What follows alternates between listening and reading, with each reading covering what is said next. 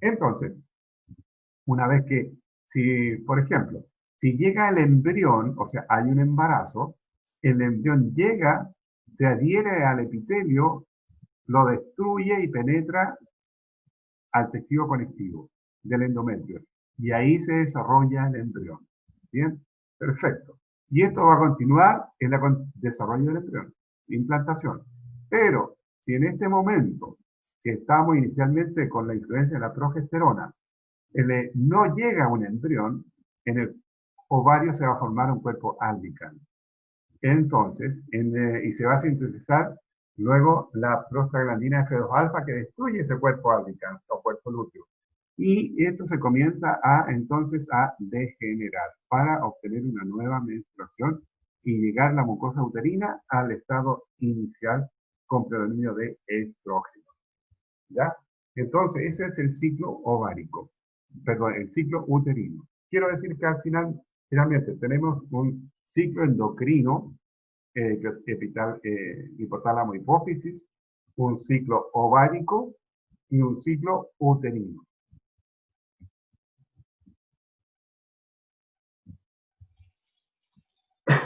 Entonces, fíjense en la estructura histológica del útero. El útero es un órgano cavitario. Aquí está el perimetrio, ¿cierto? O sea, aquí está revestido con un epitelio mesotelial, ¿ya? O sea, simple plano, maso conectivo. Y eso forma el perimetrio. Luego una gruesa capa muscular, que es el miometrio, ¿ya? Y luego al interior, la capa interna, ¿cierto? El endometrio, que está formado por el epitelio con el conectivo. Y en ese conectivo, el epitelio forma glándulas. Como las glándulas aquí están rectas, fíjense, rectas, limpiecitas, este sería un útero estrogénico. ¿Se fijan? Si tuviera predominio de progesterona, estarían secretando. Entonces, arriba a la derecha, a la izquierda, tenemos unas glándulas cortadas al través, se ven redonditas, pero son ordenaditas, se fijan redonditas, ¿ya? Por lo tanto, y un tejido conectivo limpio, ordenado, eso es clásico de un endometrio estrogénico. Fíjense acá, las glándulas ordenaditas, ¿ya? Sin secreción, ni hemorragia, ni edema. Esto es un endometrio estrogénico. Aquí está el miometrio estrogénico y el mesotelio. Miren la diferencia. A la izquierda tenemos una foto con un endometrio estrogénico y a la derecha un endometrio progestágeno. ¿Ya? Miren las glándulas, se hacen muy tortuosas porque están a full. Máquina sintetizadora del líquido mucoso del útero produciendo a full. ¿Ya? Y eso hace que su forma se altere y se vea como un serrucho. ¿Ya? Entonces, esto es con predominio de estrógenos y a la derecha con predominio de progesterona. Aquí se le llama útero proliferativo, útero progestágeno. Pues bien, a la derecha arriba venimos viajando desde el útero y vamos a atravesar por el cuello uterino, el cervix. Desde el útero tenemos un epitelio simple cilíndrico. Al llegar al cervix, ¿cierto? El epitelio se mantiene. Tiene algunas características ultraestructurales distintas, pero es un epitelio también simple cilíndrico. Pero se reduce la cantidad de capa del miometrio, ¿cierto? Y se hace abundante el endometrio, el tejido conectivo subyacente al epitelio, ¿ya? Para, en conjunto, formar el cuello del útero. Este cuello del útero genera gran cantidad de invaginaciones grandes, que no están dibujadas acá, pero aquí hay una, aquí hay otra. Aquí hay una gran invaginación, acá hay otra, que emergen de este epitelio y generan, digamos, la secreción del cuello del útero, la mucosidad o que genera, que va a estar aquí en el cuello del útero, que va a formar un tapón de sustancias secretadas. Ya. Este epitelio luego se tiene que continuar con la vagina. Esta es la porción del conducto vaginal. Fíjense, hay gran, un brusco cambio del epitelio desde un epitelio simple cilíndrico a un epitelio estratificado, no plano, no cornificado. ¿Ya? Por lo tanto, esta zona es una zona de alta vulnerabilidad de regulación génica, porque los patrones de regulación tienen que cambiar muy bruscamente. ¿Ya? Entonces, ahí está, ¿cierto? El cervix y la vagina. el cérvix con un epitelio simple cilíndrico secretor que forma criptas o glándulas, y la vagina, ¿cierto?, con un epitelio estratificado, plano, no cornificado. Ahí está, ¿cierto? Fíjense, aquí está el cuello del útero. Esta es la porción del cuello del útero, con un epitelio simple cilíndrico y formando criptas, ¿ya? Prácticamente las fibras musculares desaparecen, ¿ya? Se reducen mucho en relación al miometrio, al útero, ¿ya? Entonces, el cérvix viene aquí, ¿ya? O aquí, ¿cierto? Que se llama endocérvix. Y luego sale al espacio vaginal, ¿cierto? En donde cambia bruscamente el epitelio y pasa un epitelio estratificado, plano no cornificado. Todo esto es vagina, ¿ya? Entonces, esta transición epitelial se llama metaplasia. Y en las regiones de metaplasia normal son altamente vulnerables a los cánceres genéticos, ya sea genético por el desarrollo o genético por la presencia de virus. Y aquí en la región de análisis del Papa Nicolau, para el cáncer cervicouterino. ¿Ya? Fíjense entonces, aquí viene el cuello del útero y entramos a la vagina. Aquí está la vagina, miren su epitelio estratificado, plano, no cornificado. Son altamente vulnerables. Cuello del útero, las criptas o glándulas del cuello del útero, ¿ya? Criptas, gran cantidad de criptas del cérvix, y aquí está la vagina. Cuello con sus criptas y el epitelio vaginal. Entonces, este epitelio vaginal, ¿cierto? En esa región, sería la porción normal, ¿cierto? Un epitelio vaginal. Pero cuando se hace una muestra, ¿cierto? Pueden haber los estratos basales del epitelio, pueden estar mirando hacia la superficie. Eso es anormal. Y cuando es anormal, ¿cierto? Estamos en presencia de un cáncer uterino.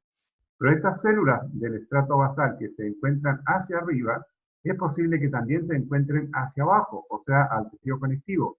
Y ahí se generan las metástasis del cáncer cervicouterino. ¿Ya? Entonces, aquí está el epitelio de la vagina, estratificado, plano, no cornificado, y un gran corion fibroelástico, ¿ya? Con manojos musculares en su corion, ¿ya? Por lo tanto, es por eso que en la vagina, al momento del clímax, por ejemplo, tiene propiedades contráctiles, ¿ya? Fíjense, aquí está su epitelio, el conectivo, las fibras musculares, ¿ya? Y la vascularización. Aquí está el epitelio, gran cantidad de pliegues, ¿cierto?, del conectivo, epitelio estratificado, plano, no cornificado. Estas células se escaman con frecuencia y en la relación sexual aún más. ¿Ya?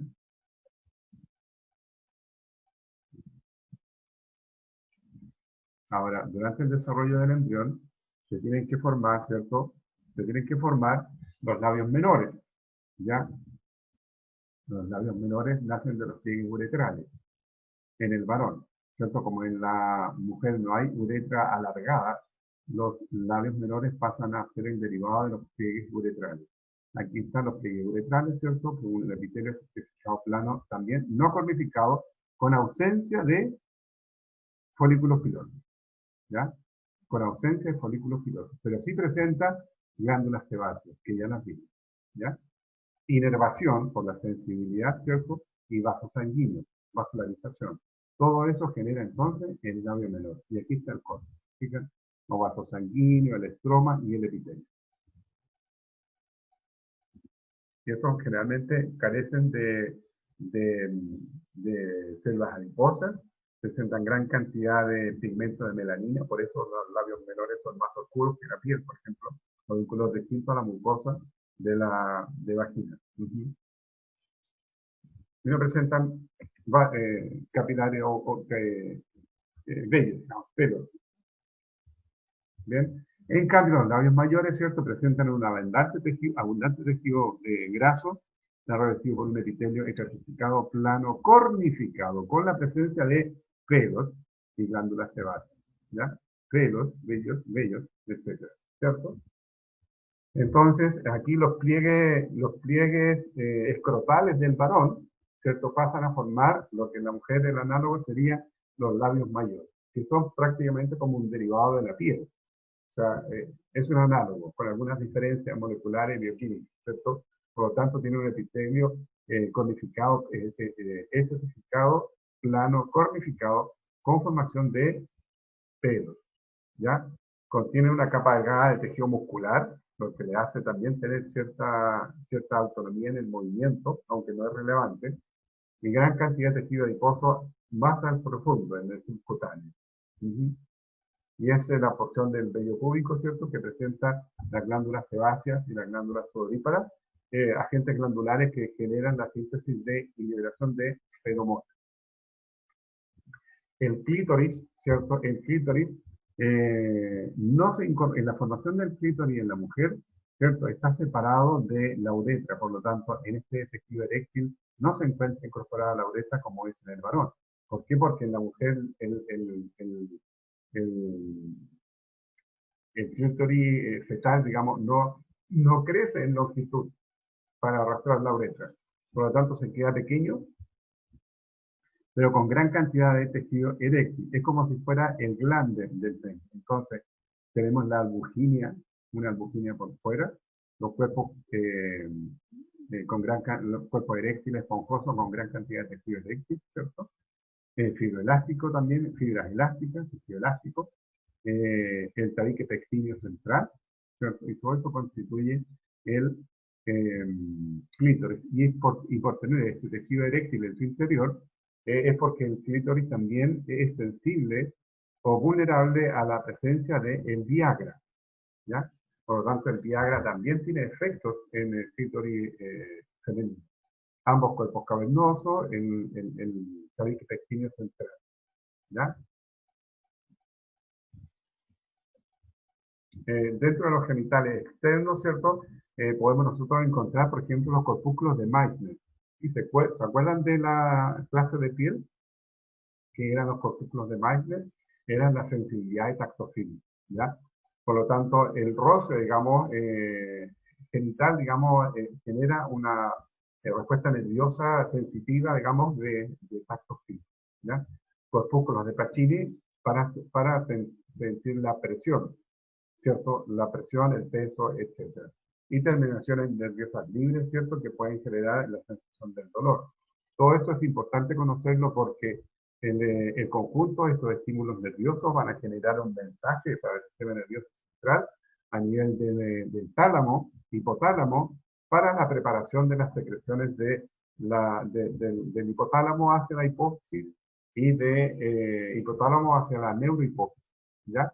Y generar todo el concierto endocrino para generar un estado de relación sexual exitoso que en la naturaleza es preparado para la fecundación, pero que en el humano se aprovecha para el placer.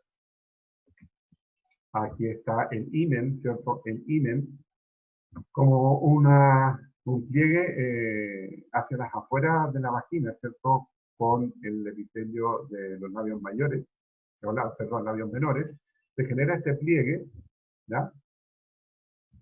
En circular, que está formado por un epitelio estratificado, plano, no cornificado, y un gran componente fibroelástico de composición elástica variable, ¿ya?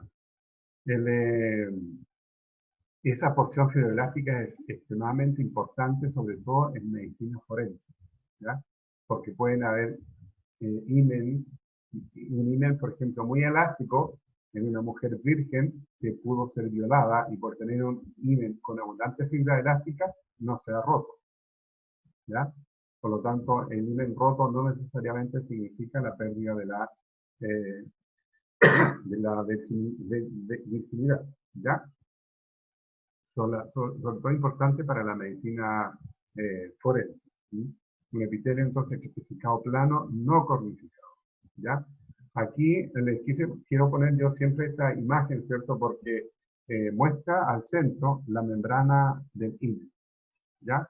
Como tejido revestido fibroelástico revestido por ambos lados, ¿cierto? Por epitelio certificado plano, no cornificado. Aquí tienen que ustedes observar que hay ímenes de distintas formas, maneras, ¿cierto? perforados, imperforados, etcétera, ¿ya? Y esto es relevante desde el punto de vista forense principalmente. También en la mujer parte del aparato reproductor, ¿cierto? Está la glándula mamaria. La glándula mamaria en la mujer se concibe como una glándula compuesta, una glándula exocrina compuesta de secreción mixta o especial, porque secreta proteínas y grasas, ¿ya? Son alrededor de 50 glándulas en una, más o menos. Fíjense, está una glándula con sus conductos excretores, pero aquí hay una dilatación del conducto excretor, ¿ya? Esa dilatación del conducto excretor es como el sitio donde se acumula, digamos, la leche a espera de ser succionada por el bebé, ¿ya? El pezón, la areola del pezón, totalmente está, ¿cierto? Con aumento en la cantidad de actividad de los melanocitos, con sus melanóforos y la cantidad y distribución de melanina propiamente tal. Ahí está la glándula mamaria. La glándula mamaria tiene esta estructura siempre y cuando esté amamantando. O sea, los alvéolos mamarios, estas unidades secretoras de leche, van a estar funcionales y abundantes, y grandes y abundantes en gran cantidad, solo si la madre está fecundando, o sea, está amamantando. En cambio, si la madre deja de amamantar, la glándula mamaria resta solamente estos conductos galactóforos, conductos de conducción de la leche, y estas glándulas se reducen a un mínimo y aumenta el tamaño de la glándula en general con la presencia del tejido conectivo del estroma de la glándula, ¿ya? Por lo tanto, tenemos una histología de una glándula en reposo y una histología de una glándula en actividad de lactancia propiamente tal. Fíjense entonces, aquí tenemos una unidad secretora muy reducida, otra muy reducida y gran cantidad de estroma de tejido conectivo. Por lo tanto, esta es la imagen histológica clásica de una glándula mamaria en reposo, ¿ya? Ahí está la presencia de adipocitos también, ¿ya? Pero el componente fibroelástico, el del estroma conectivo, es el que predomina en una glándula mamaria en reposo. En cambio, en la glándula mamaria en actividad, ese tejido conectivo se reduce simplemente a estos tabiques, ¿ya? Para llevar los conductos excretores. Pero el resto de la glándula en histología son puras unidades secretoras, generando, digamos, la síntesis y liberación de los componentes de la leche. Corte del pezón, ¿cierto? Propiamente tal, aquí están los conductos galactóforos, los que acumulaban la leche esperando la succión, revestida por un epitelio, el pezón, ¿cierto? El nipple, el tejido como piel, una piel, ¿cierto? Un epitelio estratificado plano cornificado, ¿cierto? Aquí está, que puede tener variaciones en su grosor, se le llama incluso un epitelio plano delegado, ¿ya? Pero tiene glándulas sebáceas, ¿cierto? Para darle el componente de olor feromónico, ¿ya? Y algunos tejidos musculares, o digamos, alrededor de los galactóforos para poder moverse en el momento de la succión, ¿ya? El examen del Papa Nicolau, ¿cierto? Aquí está la mujer en una canilla ginecológica. El médico introduce, o la matrona, ¿cierto? Introduce un espéculo, ¿cierto? Que se abre con las pinzas y se introduce la tórula para tomar la muestra del Papa Nicolau. Y en la porción inferior de la transición entre el cuello del útero y la vagina, se toma la muestra, ¿ya? Este cuello uterino puede tener una serie de patologías. Por ejemplo, aquí un cáncer que se observa, el médico aquí observa con una luz, una linterna, ¿cierto?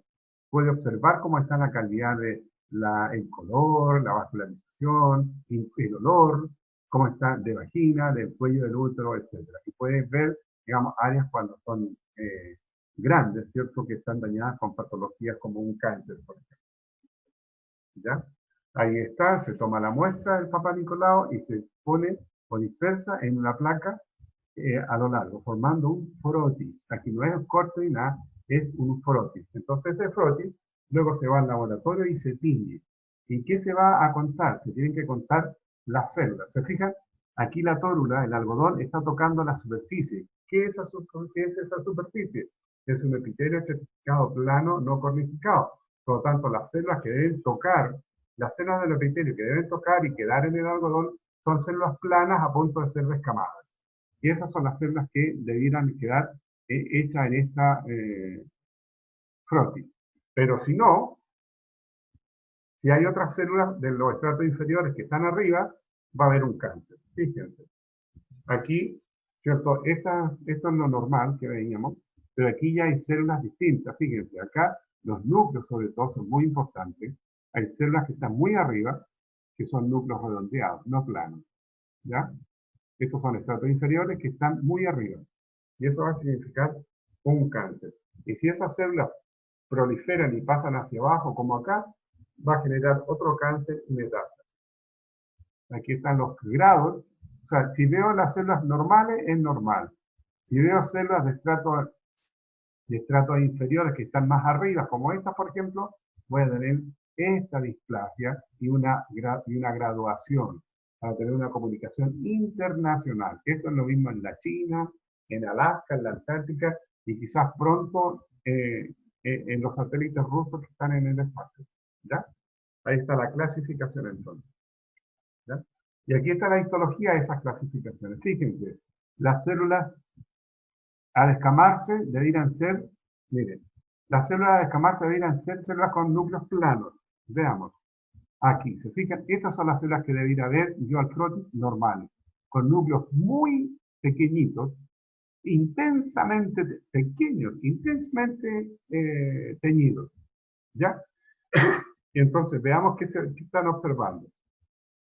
Esas células son fuertemente acidófilas. Fíjense aquí, células acidófilas pero con núcleo redondo y claro, distinto a este. Por lo tanto, ¿qué hacen esas dos células de estratos distintos en posición del epitelio en un mismo frotis que fue por tocación de la mucosa del cuello? Significa que este estrato inferior ya está más arriba, por lo tanto, hay un cáncer. ¿Se fija? En otros más graves, fíjense, hay células que ni siquiera son acidófilas, con núcleos redondos y claros. O sea, la graduación del cáncer es distinta. ¿Se fijan? Si la mayoría fuera, ¿cierto?, células acidófilas con núcleos pequeños y oscuros, estaría un Papa Nicolau normal. Otra patología frecuente en la medicina reproductiva de la mujer moderna son los ovarios poliquísticos. ¿Ya? Gran cantidad, generalmente estos ovarios poliquísticos se generan, generalmente estos ovarios poliquísticos se generan porque se desarrollan varios folículos a la vez, ¿cierto? Y no se encuentra un pic de LH suficiente inductor de la ovulación. O un folículo que creció y se mezcló con otros que crecieron posteriormente, de modo que hay un desorden endocrino en la mujer. ¿Ya? Entonces se debe estudiar la endocrinia de la mujer, ¿ya? O sea, todos los perfiles de hormonas, ¿ya? Y hacer radiografías para poder ver o ecografías para saber cómo está ese ovario. Y así hay varios estudios internacionales de ovarios poliquísticos, de el cáncer cervicouterino, ¿cierto? Y que su alternativa de tratamiento y pronóstico, ¿cierto? Van a depender de la edad, de la progresión de la enfermedad y de la calidad de los tratamientos que se puedan aplicar a ese paciente. Bien,